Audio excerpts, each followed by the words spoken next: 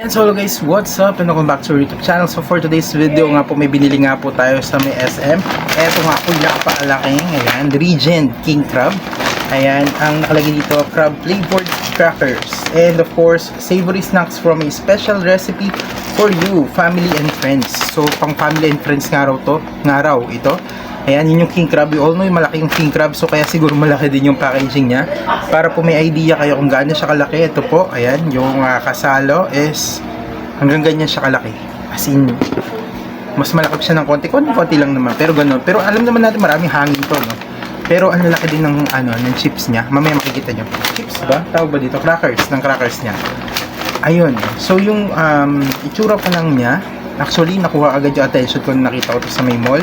Sa may Save More ko siya binili. Siya ay nagkakahalagang 45 pesos. So, syempre, hindi naman lahat bibili ng ganito. Kasi marami pang mas mura sa kanya. Pero worth it ba yung 45 pesos natin pagka kumain tayo ng ganito? Ayan, tignan natin. And of course, packaging niya. Pag ginawakan yung packaging niya, hindi talaga tinipid. Ang kapal talaga ng packaging niya, to be honest. Hindi siya yung parang mga chips lang na kuwan. Pag hinawakan mo siya, halata mo makapal yung ginamit na plastic. So, tignan natin. Bakit nga ba ganun kalaki yung ginastos din ng Regent dito? Mukhang masarap naman. Yung mukhang worth it naman. So, buksan na natin, guys. Wait lang. Open na natin. Ay, pwede mo open na ganun. Pero hindi. Ganito na lang natin open para mas maganda. Uy! Crab na crab. Umamoy agad. Crab na crab yung amoy. Ito siya. Yan. And papakita ko sa inyo kung gaano kalaki yung isa. Ayun o. Laki yung. Look, di ba? Malaki. And of course, katulad nga nung nakita nyo kanina, bumili din ako ng Coke. So, nilagay ko na siya dito. Para naman, meron tayong inumin. Siyempre, ang sarap kumain ng mga crackers pag may inumin ka rin. And, alam naman natin na yung Coke din or mga Pepsi, kung anumang soft drinks, masarap partner dito. So, tikman na natin. Unang-una, malaki yung kanya. Meron pa mas malaki actually. Kuha tayo. Ayun o. Mas malaki to kaysa dun. So, almost ang laki talaga ng mga niya. Halos matakpan, hindi, natatakpan na yung bibig ko. Ganun siya kalaki. So, tikman na natin. Amoy muna pala natin. Yung amoy niya, may kaamoy siya ng mga crab na kinakuan natin. Actually, yung mga snack na crab, ganun pa rin yung amoy niya. Pero, hindi siya masyadong grainy. Grainy ba yung tawag dun? Parang hindi masyadong maalat. Ewan ko lang pero tikman na natin. Sumba? Hindi kayo pwede to.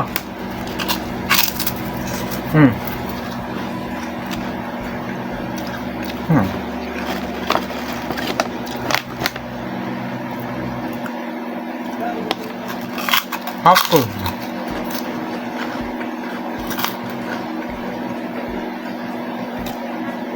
Actually, binabawi ko na. May pagkamaalit siya. Dahil may kalasa siya eh.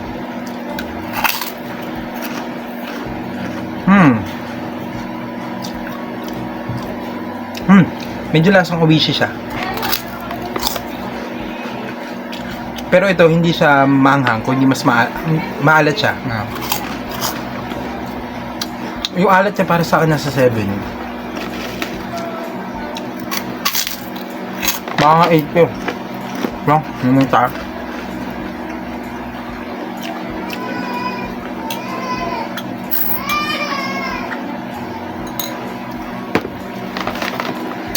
Niisip ko kung pwede siyang gawing ulam. Pero I don't think pwede siyang gawing ulam. Kasi, although maalat siya, pero weak yung lasa ng crab. Meron pa ako mga natikman na ganito na na hindi weak yung lasa ng crab.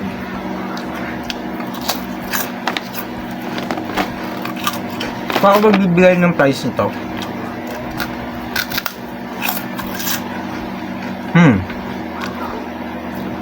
para sa lasa, 90 pesos lang. Although marami siya, pero nasa 90 pesos lang.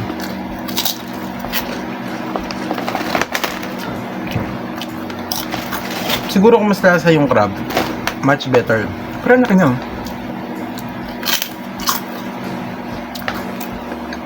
Kaso, Masarap ba itong pampulutan?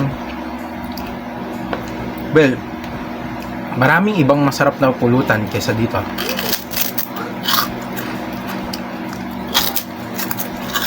Hindi ko masasabi na ano siya, worth it sa 45. Sorry, Regent little talk lang. Kung yung alat niya na 7 to 8, yung lasa niya for me, baka nasa 3 or 4 lang to. Hindi ito pasado sa akin. Pwede ko siyang kainin kung bibigyan ako. I mean, di ba, hindi naman ganun kasagwa yung lasa. I mean na parang gusto mo nang i-dura or suka. Pwede pa rin naman siya kainin, pero hindi ko magkikrave dito. Unlike sa Oishi, yung ano, sorry yung Oishi na maanghang, mas gusto ko pa yung lasa lang. Kaya dito,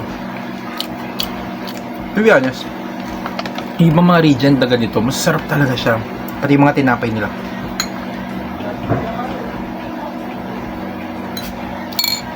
Parang first time ko ata nakatikim na Regent na hindi ko trip talaga yung lasa. Ayun. Pero siyempre, kakainin pa rin natin to. Alam nga namang binili natin 45 pesos din to, no?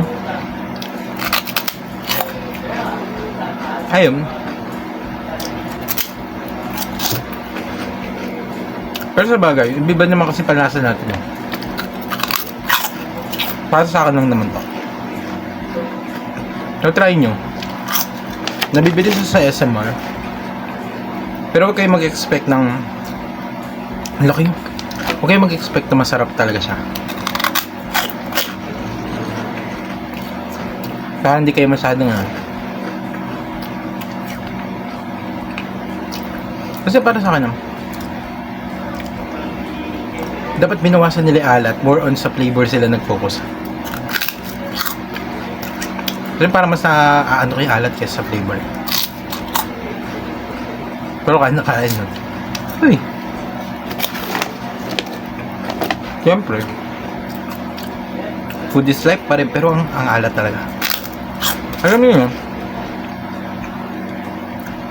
Yung pag nag-melt na siya sa ano, sa loob ng bibig mo, na ano may alat niya, ganun. I'm expecting pa naman na masarap siya kasi king crab na yun. Hindi para crab yun sa Oishi, no? Shrimp yun, di ba? Pero ito crab to.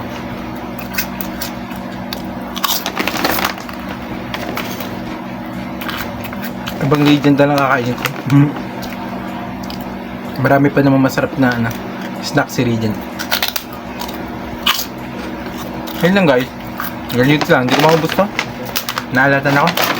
Pero nga, maraming salamat God bless. Ingat po kayo palagi. Bye bye. See you again sa another vlog po natin. Thank you.